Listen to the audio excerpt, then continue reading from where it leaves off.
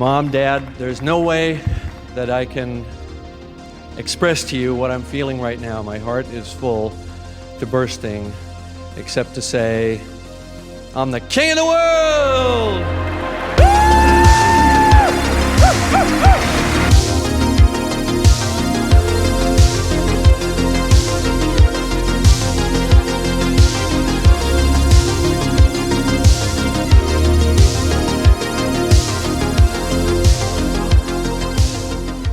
Hello and welcome back to Cameron, King of the World. In this video I'm going to be talking about a documentary that was not made by James Cameron but is about James Cameron. It stars James Cameron and it focuses on his mission, his journey to the bottom of the Mariana Trench, Challenger Deep, the lowest point in the ocean, some 35,000 feet below the surface of the ocean.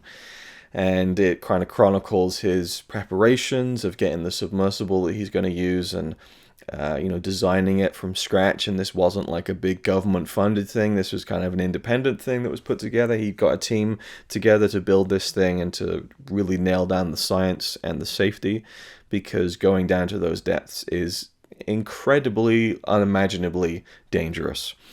And the film is called Deepsea Challenge, appropriately enough. I mean, it's about a challenge of going down into the deep sea, and it's going down to Challenger Deep, the deepest point of the Mariana Trench. And the film goes into what these trenches really are and how they're formed and how the Earth's crust is constantly pushing at itself. And they even visit this town, I think I don't know, it's in the Pacific somewhere. I've forgotten the actual location. That's a shame. But it's this town where a volcano erupted and it just wiped the whole town. It's just gone, and it's really shocking to see that the destruction that something like this can cause. I think it was in the 90s, maybe it was like 25 years earlier, and you just see these kids just kind of running around playing football, and it's just like wasteland pretty much. I mean, it's shocking, so they cover on the science of that, and but this is mainly about this mission that Cameron wants to undertake, and it's out of all the deep sea James Cameron documentaries, and obviously this one he didn't direct, so it makes sense that it's more about him.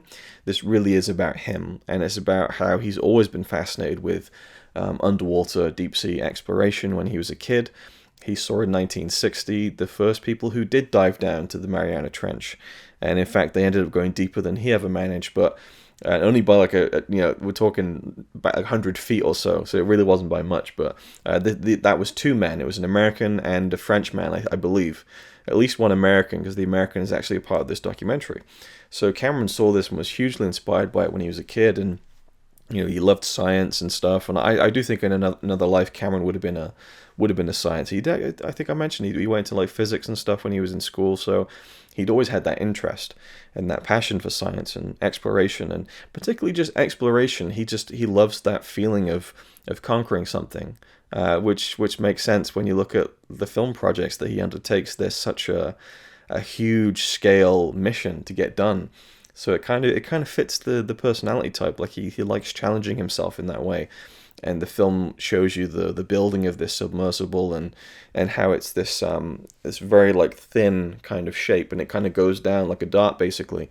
And at the bottom is where Cameron's going to sit inside this steel ball, just like, and I think he said somewhere that the kind of the shape of a circle is like the strongest shape that can be built, so like it's a really protective shape and built out of the hardest steel. So he would be, protected from the pressure of the ocean, and at the depth that he's going to, this pressure is just like instant death. If there was a crack in that sphere, if there was a leak in the ship, and he's down there in the Mariana Trench, you're just done. You are finished. Like it will just implode. And I think he said within a microsecond, I'd be chummed up into meat paste. Like it'd just be obliterated. Like it's so much pressure. It's almost unfathomable, and it's going down so deep. Like that Challenger Deep section of the trench, you could fit Mount Everest and then 4 Empire State Buildings, and you still wouldn't reach the surface of the water. That is how deep this thing is. And he wants to go there, just to go there, of course, but to study things as well. And so the submersible is equipped with like arms that he can use to kind of pick up things and kind of grab sediment from the bottom of the seabed, and kind of, it's a scientific study as well as a a feat of exploration stupidity, because it's a really dangerous thing, and they touch on the danger of these deep sea dives in the three documentaries I covered earlier in the series: Expedition Bismarck, Ghost of the Abyss, and Aliens of the Deep. They talk about how dangerous it is to go down into those deep depths because of the pressure and everything, and so you get a real sense for that. But the Titanic shipwreck, like when they're down there, if there's a problem and there's a leak in the ship or something breaks, like again, you're looking at total implosion, and the pressure would absolutely just destroy you. You would be dead. And you see the actor Bill Paxton going down, and he's really shitting himself because it's really dangerous. But Titanic sits at the bottom of the Atlantic Ocean at a depth of 12,500 feet, which is a long fucking way down. Mariana Trench, 35,000 feet. That's more than double. It's mental. Like, it's just absolutely mental. And this really gripped me from the get-go. From Cameron setting up the crew and building the submersible, and they're trying to get everything ready, and it's a race against time at this point.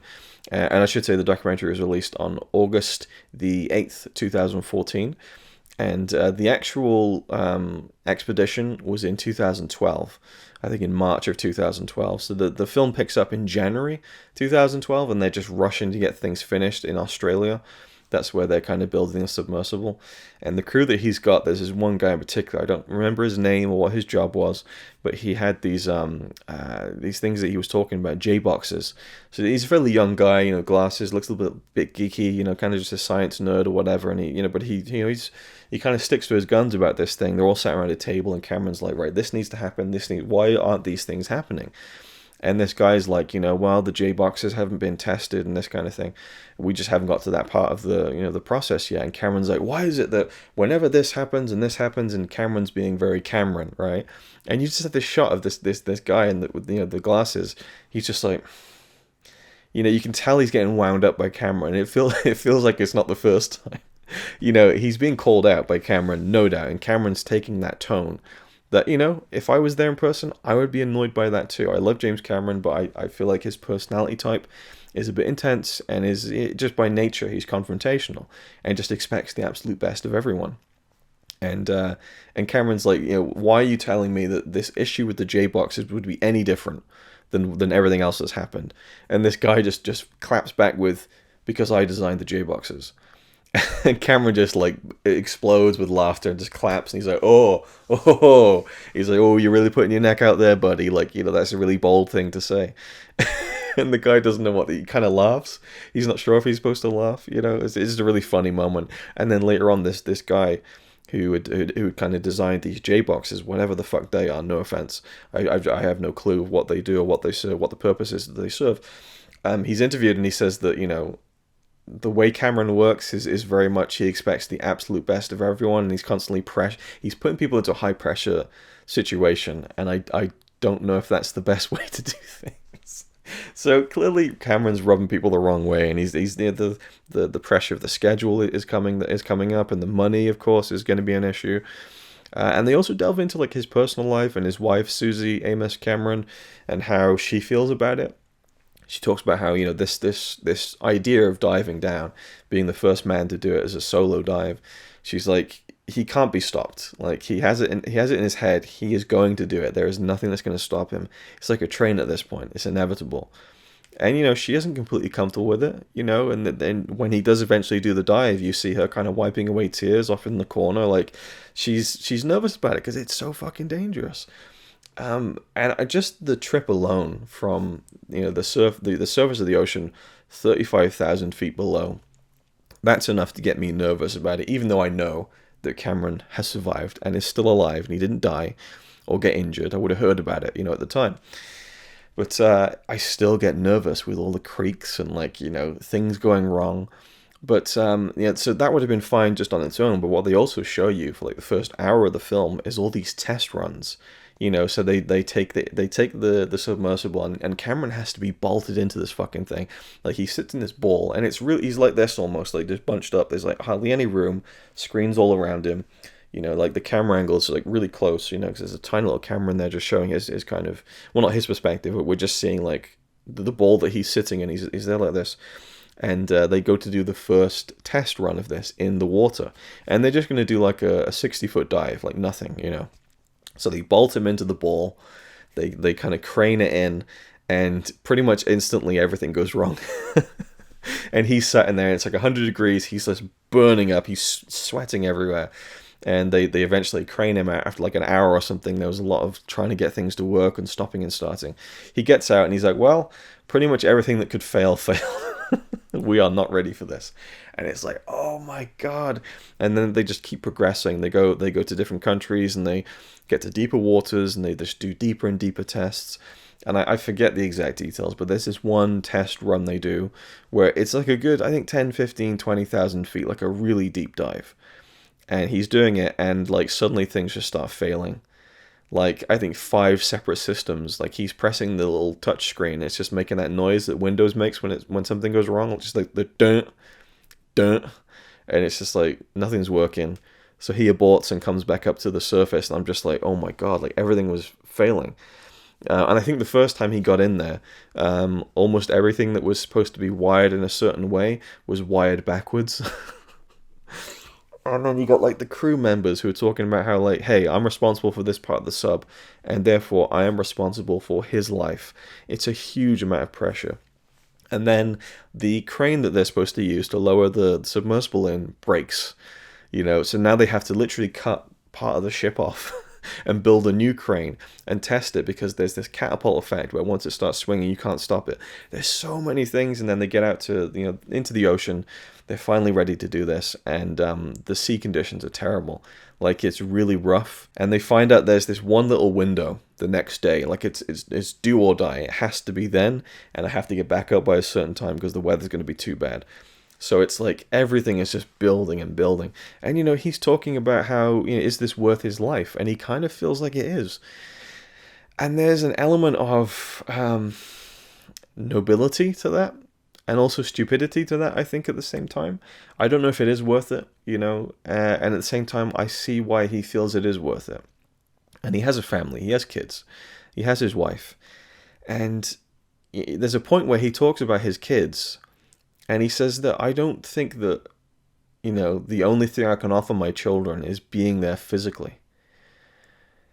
And that's a really powerful thing. Like he says that, you know, I want to inspire my kids to know that anything is possible. And it's easy to say that when you're a guy like James Cameron who has so much money that, you know, your kids are going to be well off no matter what they, what choice in life they want to make. But, you know, as a general human, you know, statement and message, I think that is a really interesting way of looking at it.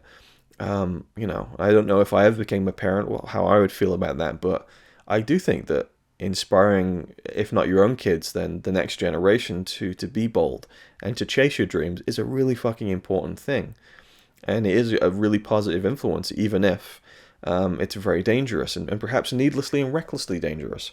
But I was quite touched by that, even though it might sound like it's a really insensitive thing to say about your children, that, you know, I don't think that the only thing they can benefit from me is being there physically, because of course there's a huge benefit to being there physically for your children, and mentally and emotionally and all those things you can do when you're alive. But there was a certain profound quality to what he said there that I was really touched by, actually.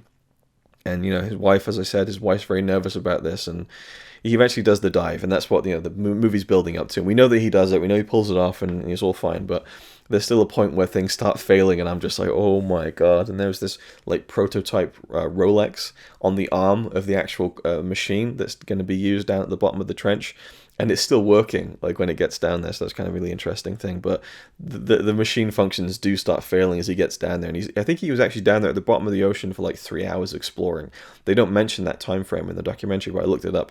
So, you know, he really, you know, that's the most that point of the ocean has ever been explored up until that point.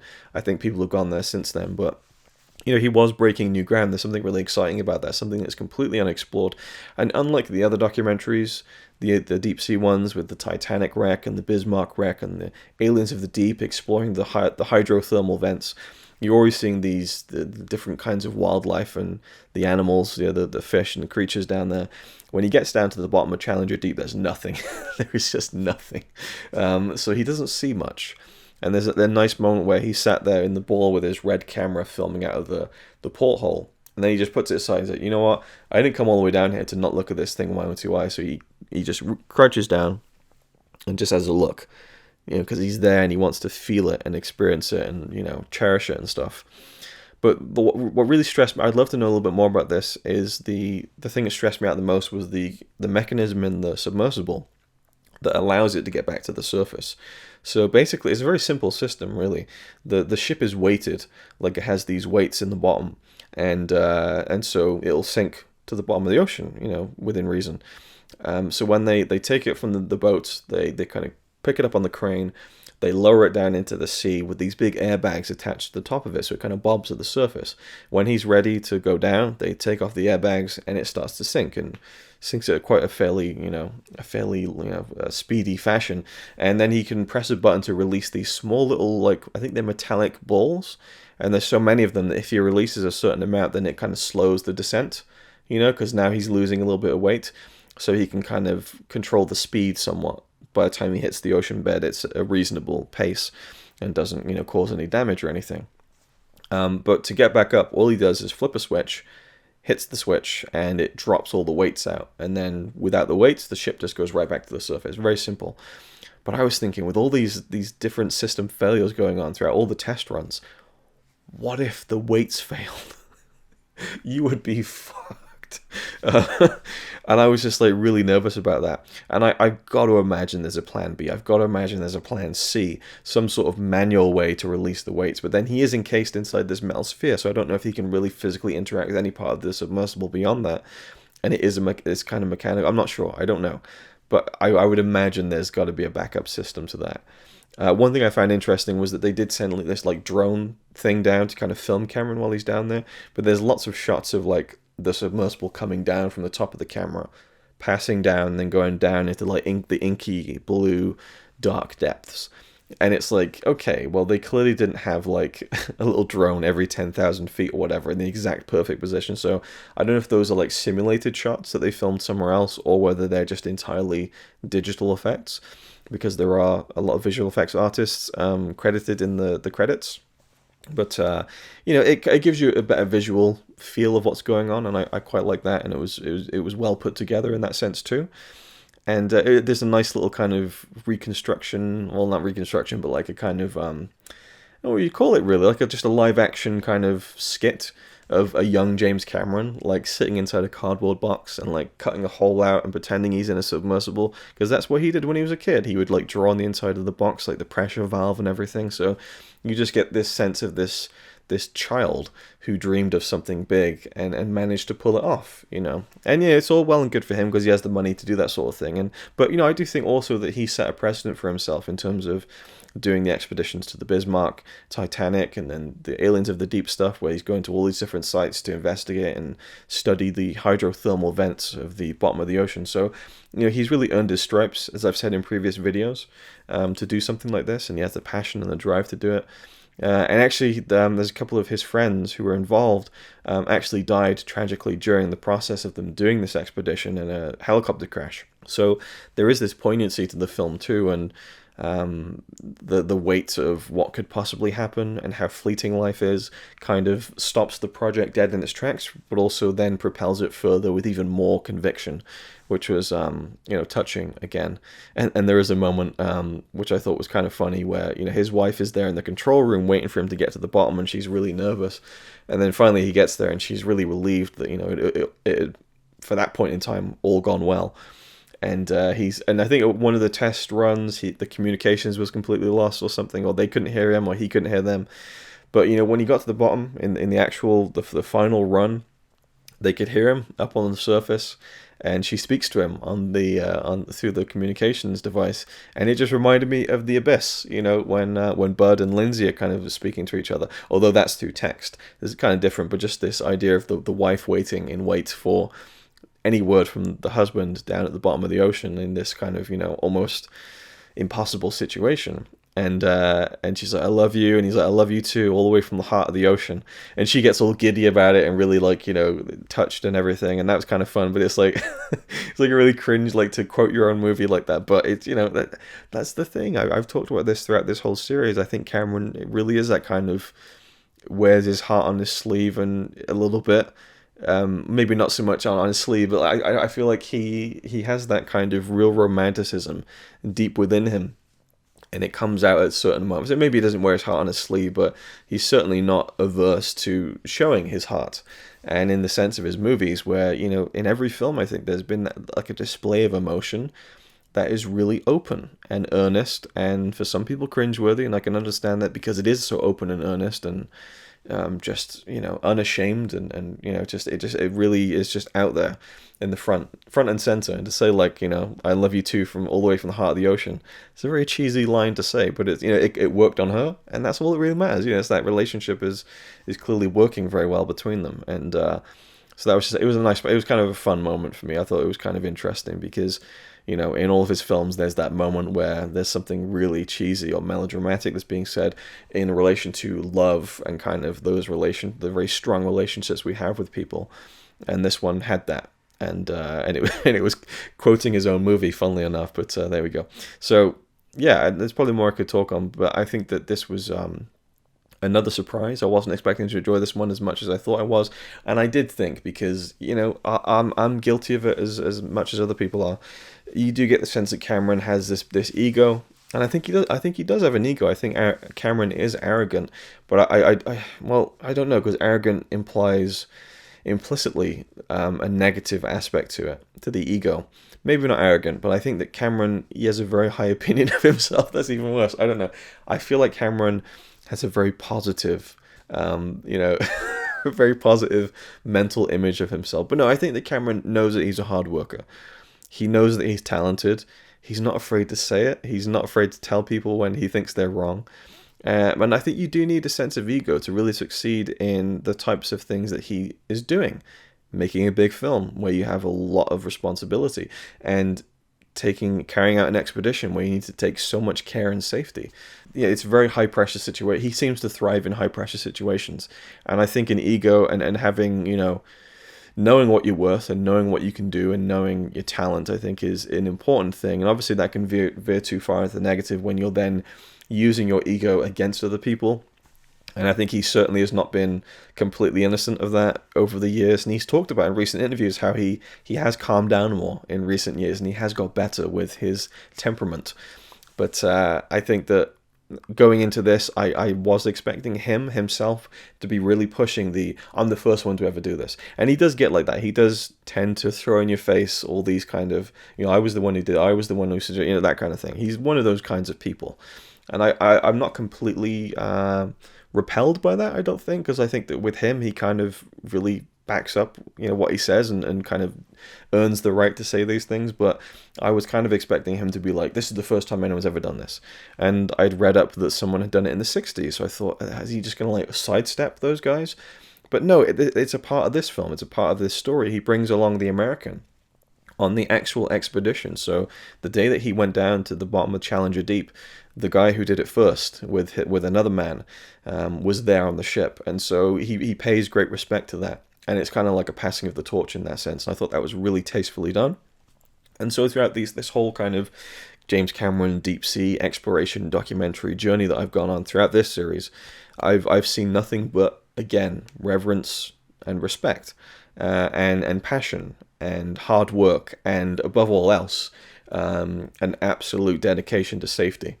And there have been no big accidents during these expeditions, and that's a testament to the crew that he worked with on all of the expeditions, and also his leadership skills, because he takes a lot of responsibility for what's going on. And I'm sure that there were people who had even more expertise than him helping him with that, and maybe even there was a true boss of the whole thing. But Cameron is very much in there, and he's kind of he's the driving force behind what's going on, and he does a great job with that. But yeah, the Deepsea Challenge film, really tense. There's one moment when he's down in one of the test runs, and there's a big creek, and I'm like, oh my god. Again, I know he's fine, he's going to be fine, but I'm just like, oh my god.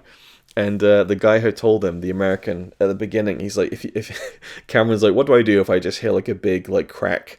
And the guy's like, well, if you've heard the crack, then you're okay, because because if something bad happens, you're not gonna have time to think about it. You're gonna be gone.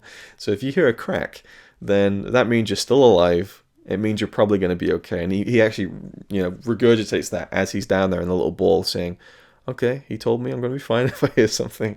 But you feel the kind of the stress, and I'm claustrophobic. So picturing being inside that ball for any amount of time, forget being underwater with it, being bolted into the fucking thing. Oh my God, no.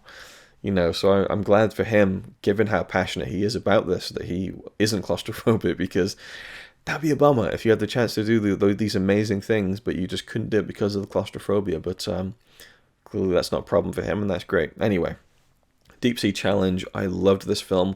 This is one I'll definitely watch again and again. I'll probably show it to Connie. I like these documentaries about people doing these big feats, and yeah, you can say you just sat there, kind of working at the machines and stuff, but and you can contrast it to other, feats of exploration and kind of, putting your flag down somewhere, climbing a mountain or something, which is probably a lot more of an arduous process and stuff. But there's still so much dedication and, detail, but also like precision. Yeah, precision is the word I'm looking for in terms of all this stuff he has to do when he's down there. And it's just, it's very impressive. And I'm just rambling again at this point. So thank you for watching. Hope you enjoyed, and I'll see you in the next one.